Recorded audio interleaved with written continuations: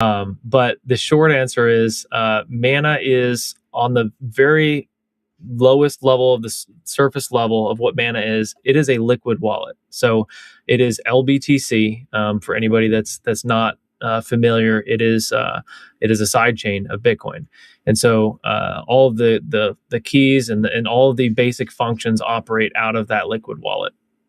Now, when you go to send that Bitcoin, if you're sending to a Lightning invoice or to a Lightning address, what that's doing is it is going through a service called Boltz. Boltz is a third-party swap service where they create HTLCs, which are basically cryptographically insured transactions, so that when you go to send the transaction, before you ever even hit send, it's everything's guaranteed and trustless. So you don't have to necessarily you're not waiting for anybody. You're not relying on a third party for permission or anything like that. It's all baked into what we might refer to as a smart contract. And so that is how it works with Lightning. From a marketing perspective, and for most users, Mana to them is a Lightning wallet, and that's just because that's kind of how we operate.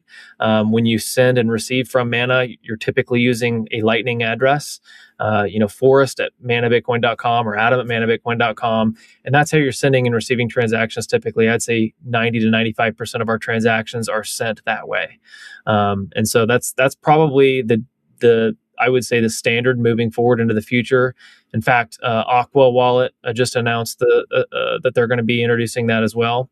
And I think that that's just a testament to the usability of that type of an interface. It's just people naturally I've referred to it as, kind of the Venmo experience, where you can just send somebody a payment. You look up your buddy's name and you pay him for lunch or whatever.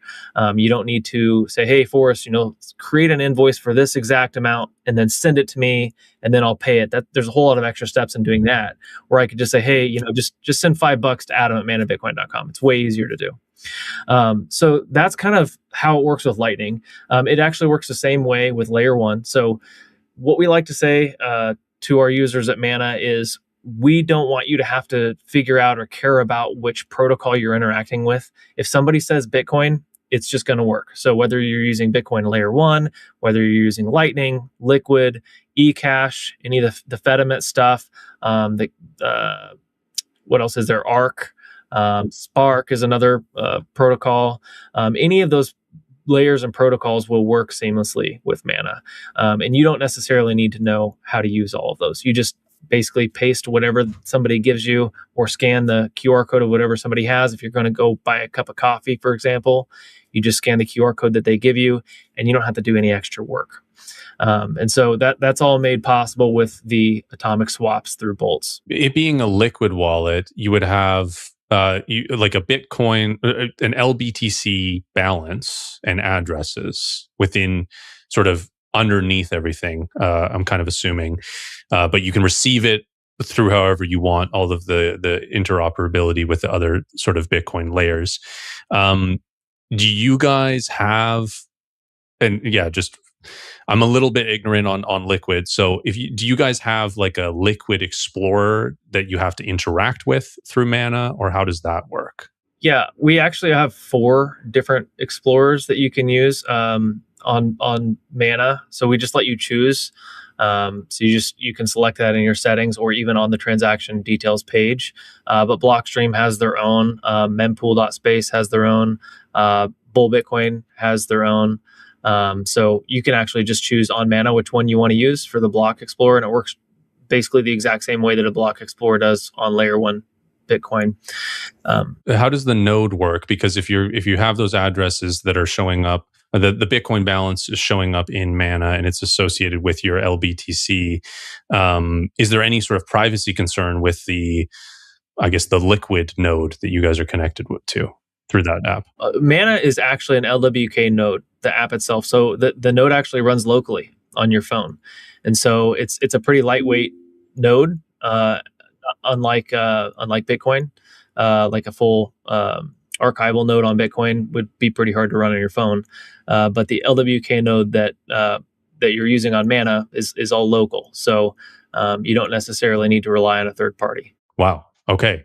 So So then you're not, because that's sort of like, I've done a lot of research into, a lot of people will connect to public nodes and they're basically querying all of their addresses to an Electrum server somewhere that has to send that information back to them.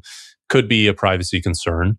So with this, if you're just running it locally, you're just querying your own node. I need to also mention Liquid is a privacy chain. So for anybody that may not be aware, you can't do the same type of exploring that you can on layer one Bitcoin on Liquid.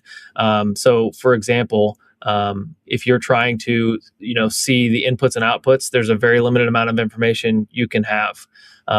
You can see what's called unblinded and blinded transactions. So in the details, you can actually, whoever owns that transaction would be able to choose whether or not they want to see blinded or unblinded transactions, and you can actually choose that in Mana. So if I wanted to send you, for example, the transaction information, I can choose how much information I want to give to you for you to verify that transaction. So if I choose unblinded, I can see all the amounts for that one transaction, but I can't chase it backwards or watch it forwards. So if I use that balance to spend to somebody else, you can't follow that on chain with Liquid. Okay. Awesome. Okay, that's really interesting. Don't second guess that your Bitcoin is safe. Get a security audit through a one-on-one session with me and join the school community, the Bitcoin Masters, to meet other Bitcoiners, grow your network, and grow your net worth.